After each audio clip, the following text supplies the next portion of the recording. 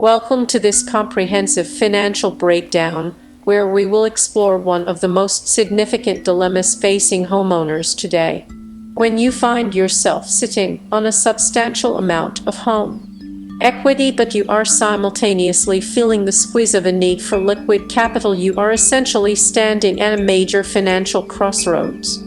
You have two primary paths before you, and each one carries its own set of heavy consequences and hidden expenses.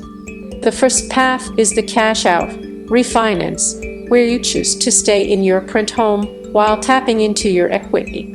The second path is the strategy of selling your property and downsizing to a smaller or less expensive home in order to harvest your gains. Many people assume that a refinance is the easier and cheaper option because you do not have to move, but the real math often tells a much more complex and surprising story. To truly understand which option leaves you with more cash after all costs are settled, we must first dissect the mechanics of the cash out refinance. When you go through this process, you are effectively ending your current mortgage agreement and replacing it with a brand new loan that has a higher principal balance than what you currently owe. The bank gives you the difference in a lump sum of cash, which feels like a windfall, but it is important to remember that this is actually debt. You are borrowing your own wealth, and you will have to pay it back with interest over the next 15 or 30 years. The immediate costs of this transaction are often overlooked by homeowners who are focused only on the check they receive at the closing table. You will typically face closing costs that range from 2% to 6% of the total loan amount, which can easily equate to tens of thousands of dollars.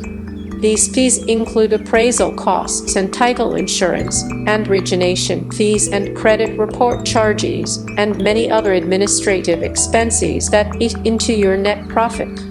Furthermore, you must consider the current interest rate environment, because if your original mortgage was secured at a historically low rate and today's rates are significantly higher, you are not just paying interest on the new cash you took out.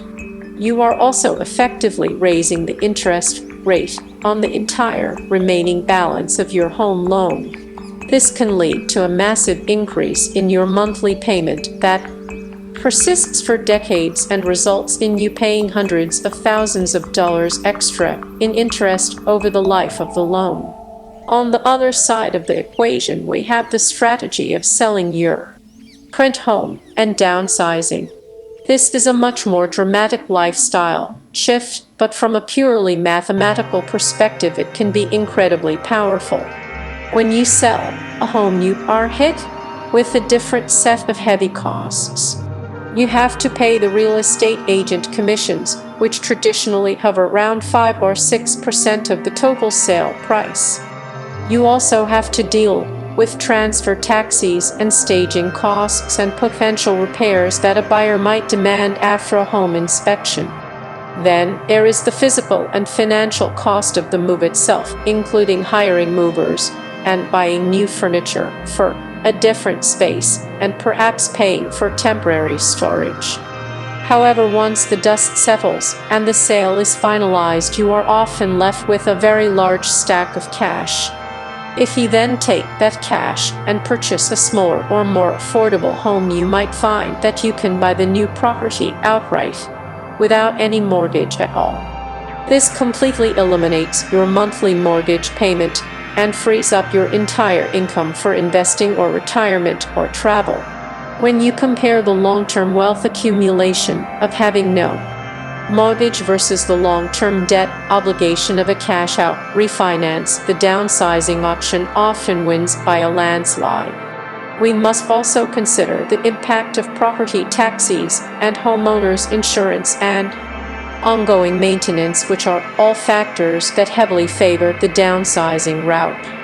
A larger and more expensive home will always carry higher tax assessments and higher insurance premiums and more frequent repair needs. When you downsize, you are not just capturing equity, but you are also lowering your monthly overhead for the rest of your life. This creates a compounding effect where the money you save every month can be invested into the stock market or other assets to grow your net worth even further. Many homeowners forget to factor in the opportunity cost of the interest they pay on a refinanced loan. Every dollar you send to the bank in interest is a dollar that is not working for you in an investment account. Over a 20-year period, the difference between paying interest on a large mortgage and earning interest on a large investment portfolio can result in $1 million swing in your total net worth. There are also tax implications to consider in this comparison. In many jurisdictions, the capital gains from the sale of a primary residence are exempt from taxes up to a certain limit, which allows you to keep almost all of your profit. With the cash out refinance, the money you receive is not considered income, so it is not taxed immediately, but you are still stuck with the long-term debt burden. You must ask yourself if you are willing to trade your future financial freedom for the convenience of staying in your current neighborhood. For some people, the emotional connection to a home is worth the extra cost, but for those who are focused on maximizing their cash after all expenses are paid, the math usually points towards selling and moving to a more efficient living situation.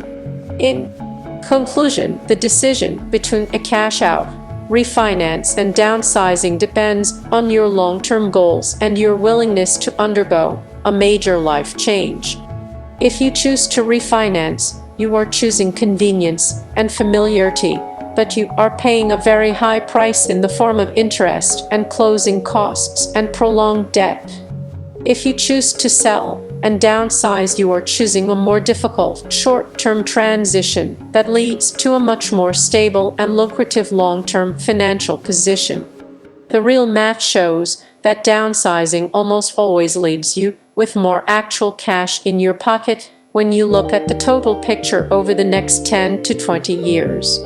You must look past the immediate lump sum and see the total cost of ownership and the impact on your monthly cash flow before you sign any documents.